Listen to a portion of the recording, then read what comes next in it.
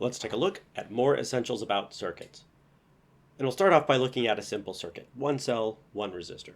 Remember, the job of the cell in the circuit is that it adds energy to charge as it flows through the circuit, and the job of the resistor is that it removes energy from the charge as it flows through the circuit. And if you want to know how much energy does it add or how much energy does it remove, both of those questions can be answered by V is equal to W over Q. For the cell, V is the potential difference across the ends of the cell, W is the energy that's added to an amount of charge, and Q is the amount of charge. In the case of the resistor, V is equal to W over Q. Well, V is the potential difference across the resistor, W is the energy that's removed from an amount of charge Q, and Q is that charge Q. So the energy that's added by a cell to an amount of charge is equal to the energy that's removed by the resistor to that amount of charge. So if an amount of charge gains 5 joules from the battery as it flows through, then the resistor is going to remove 5 joules of energy. So let's think about a slightly different circuit. Let's put 2 resistors in there. So again, the cell is adding energy to the charge as it flows through the circuit, and the resistors are removing energy from the charge as they flow through the circuit. And how much? Well, it's answered by V is equal to W over Q. So if the cell adds 5 joules of energy to a charge as it flows through the circuit, then let's see, well, does each resistor remove 2.5 joules? Or does one resistor remove 3 joules and the other removes 2 joules? Does one remove 4 joules and the other removes 1? Is it 3.28 joules from one and 1.27 joules from the other? What's the deal? Well, not sure. It's not exactly clear right now. But what we can say is that the energy that's added by the cell is equal to the energy that's removed by the first resistor plus the energy that's removed by the second resistor, right? However much energy is added by the cell has to equal the total amount of energy that's removed by both of the resistors together. And if we write that in terms of potential difference, the potential difference across the battery has to equal the potential difference across the first resistor plus the potential difference across the second resistor. Now, if we think about the current, well, the current has to be the same through both of these resistors. And that has to be true because let's think about if it weren't the same. Let's say there was a big current through the first resistor and a small current through the second resistor. Well, then current would be bunching up between the two resistors, right? There'd be a buildup of charge between the two resistors, and that's not going to happen. If we had a buildup of electrons there, well, electrons repel each other, so they're not going to let that happen. The current can't be different through these two resistors when they're connected this way.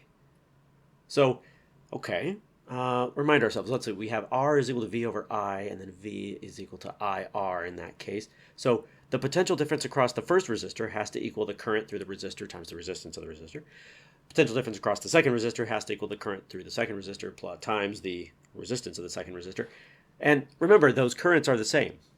So what this is saying is that the potential difference across each of the resistors is proportional to the resistance of each of the resistors.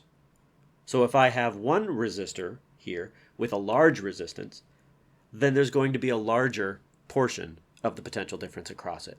And this other one that has a small resistance, a smaller proportion of the potential difference is going to be across that resistor.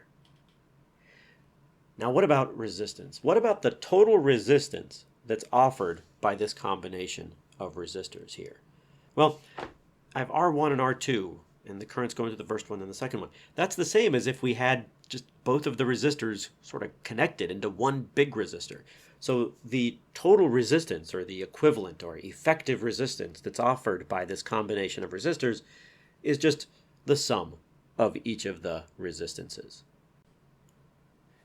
Okay, let's think about a different connection. Let's say we had a battery or cell here, and then we have the resistors connected to it this way. So it looks pretty different, right? Looks a little odd. But let's think about it. Current's coming out of the battery here, and then the current has to split. If you think about it in terms of charge, charge is flowing out of the battery, and then some of the charge is going to go through this resistor, and some of the charge is going to go through that resistor. All right, so the current, whatever the current is out of the battery, it's going to split into 2 parts. All right, well, what about potential difference? There's a potential difference across this cell. So a charge is going to gain a certain amount of energy as it passes across the cell. Well, some of that charge is going to go through this path. And whatever energy that charge gains from the battery, or the cell, it has to lose when it goes across this resistor, which means that the potential difference across this cell has to be the same as the potential difference across this resistor. But it could also take this path.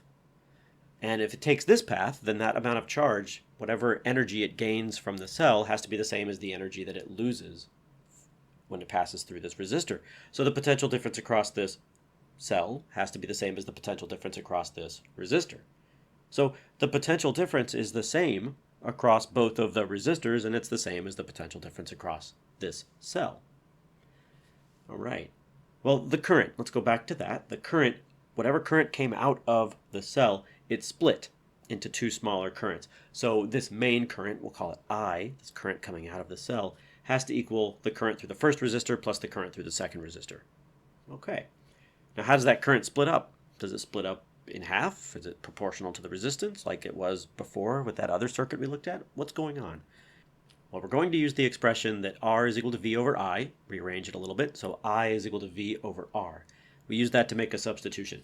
The current out of the battery, or out of the cell, is equal to V1 over R1 plus V2 over R2. But remember, V1 and V2 are the same in this connection, so the current coming out of the cell is equal to V over R1 plus V over R2. Remember, this term right here, that's the current through the first resistor. This one over here is the current through the second resistor. So the current passing through the resistor is inversely proportional to the resistance of the resistor. So if we have a resistor with less resistance here, a greater share of the current will pass through it. If we have a resistor here with more resistance, a smaller share of the current is going to pass through that. So if I have a small resistor here and a big resistor here, more current will flow through this branch with less resistance, and less current will flow through this branch that has more resistance. Same potential difference across each of the resistors, but less current flows through the path with more resistance. And if we think about an extreme example, where we have a resistor here, and in here we just have a wire, so no resistance along this path. Well, if there's no resistance along this path, then that means all of the current is going to flow through that path, and none of the current will flow through the path that has a resistance. Now, if we ask ourselves, what is the equivalent or effective resistance of this combination of resistors? Well, I is equal to V over R plus V over R. We can rewrite this with V over R total over here, where this R total, that's the equivalent or effective resistance of this entire combination. If we rearrange it, do a little bit of math, 1 over the equivalent resistance is equal to 1 over R1 plus 1 over R2. It turns out that first type of connection that we saw is called a series connection. A series connection is where current flows through one resistor after another. So I have the same current flowing through one resistor, then the next resistor, then the next resistor, however many resistors I have. So this is a series connection here, this is a series connection here, this is a series connection here. And if we have a series connection, the current that flows through one resistor is the same as the current that flows through all of the resistors. Also in a series connection, the total potential difference across the whole combination of resistors is equal to the sum of the individual potential differences across each resistor. And the total resistance that's offered by this combination is equal to the sum of the resistances of each of the individual resistors. The second example we looked at was an example of something called a parallel connection. And in a parallel connection, we have one current that's coming in and it splits into multiple branches. So this is a parallel connection, this is a parallel connection, this is a parallel connection. And in those situations, the total amount of current that's entering the system is equal to the sum of the currents through each of the individual resistors. And the potential difference across the entire combination is equal to the potential difference across each of the resistors that are connected in parallel. And 1 over the equivalent resistance of this parallel connection is equal to 1 over R1 plus 1 over R2 plus so on and so on. Now, what if we had a situation where it's not a series and not a parallel, if it's some kind of other weird situation, like this? Well, that's not series and that's not parallel, but what you'd have to do is split it into parts that are in series or are in parallel. So for example, R1 and R2 here are in series. So the equivalent resistance of that combination is just R1 plus R2. And if I wanted to find the total resistance of this entire network, well, let's see. This part has a resistance R1 plus R2. This part has resistance R3. So the total resistance of this whole thing is 1 over R123. R123 is going to be the total resistance of this whole combination, is equal to 1 over R12 plus 1 over R3, where R12 is the resistance of R1 and R2. So I can write it this way. The total resistance of this whole thing is given by 1 over R123 is equal to 1 over R1 plus R2 plus 1 over R3. Also, we can say about this combination, the current through R1 is the same as the current through R2, right? Because they're in series. So same current flows through both of those resistors. And then we can also say that whatever that current is, the current that's flowing through R1 and R2, that plus the current that's flowing through R3 has to equal the total current that's entering this network or exiting this network. Also, if we think about the potential difference, well, the total potential difference across this whole network, if we think about it, this upper part is in parallel with this lower part. So whatever the potential difference is across the upper part has to equal the potential difference across the lower part. So the lower part has potential difference R3. The potential difference across R3 is the potential difference across this whole part. And across the upper part, the total potential difference across that upper branch is the potential difference of R1 plus the potential difference of R2, right? Because those are connected in series. So what that's telling us is that the potential difference across R1 plus the potential difference across R2 is equal to the potential difference across R3.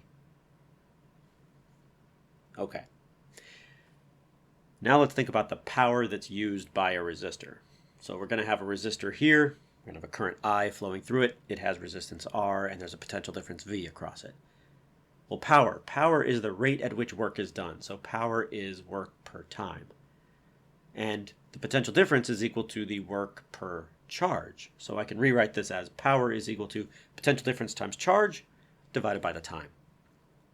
If I shuffle that around a little bit, then I get that power is equal to the potential difference across the resistor times the charge per time. Well, charge per time, the rate at which charge flows, that's current. So the power used by the resistor is equal to the potential difference across the resistor times the current through the resistor. Or the way that it's written in the data booklet is the power that's used by the resistor is equal to the current through the resistor times the potential difference across the resistor. Now, by using the R is equal to V over I equation for the resistor, I can get a different combination of variables for my power. So what I'll do is just rearrange this equation into V is equal to IR and then substitute for V. And then power is equal to I times IR, or power is equal to I squared R. But let's say I want an expression that has V and R in it. So I want to substitute for I. Well, P is equal to IV. If I take this resistance equation, then I is equal to V over R. Make a substitution. Power is equal to V over R times R, or power is equal to V squared R. So power is equal to IV. It's also equal to I squared R, and it's also equal to V squared over R. And that is in your data booklet. And the last thing that we're going to look at are voltmeters and ammeters. And a voltmeter, you can probably guess, it measures something that's measured in volts. So it measures a potential difference. And when you connect it, it has to be connected across the ends of the thing that you want to measure the potential difference of. So for example, if you have a resistor and you want to know the potential difference across it, you would have a voltmeter connected on either side. And the way that we draw that in a circuit diagram is like this. Here's our voltmeter, and the two ends of the voltmeter are on either side of the thing we want to measure the potential difference of. So here it measures the potential difference across a resistor. If I wanted to measure the potential difference across a cell, I would connect it this way. If I wanted to measure the potential difference across two resistors in series, I'd draw the voltmeter this way.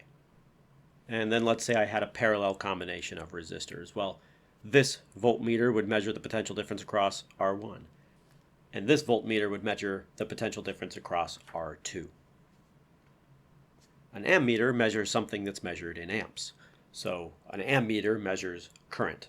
And the way that you insert that into a circuit to measure the current is you would place it in the location where you want to measure the current. So if I have a circuit like this, then I would put an ammeter right there if I wanted to measure the current in the circuit at that location. If I had a parallel combination, well, let's see, if I wanted to measure the current through R1, then I would have to put the ammeter right there, because whatever current flows through R1 would flow through the ammeter right there. I could also put the ammeter on this side. That would also be measuring the current that's going through R1. If I wanted to put in an ammeter that would measure the current through R2, I'd have to put it here, or right here. And if I wanted to measure the current that's flowing in or out of the battery, I could put the ammeter right here, or I could put the ammeter right here.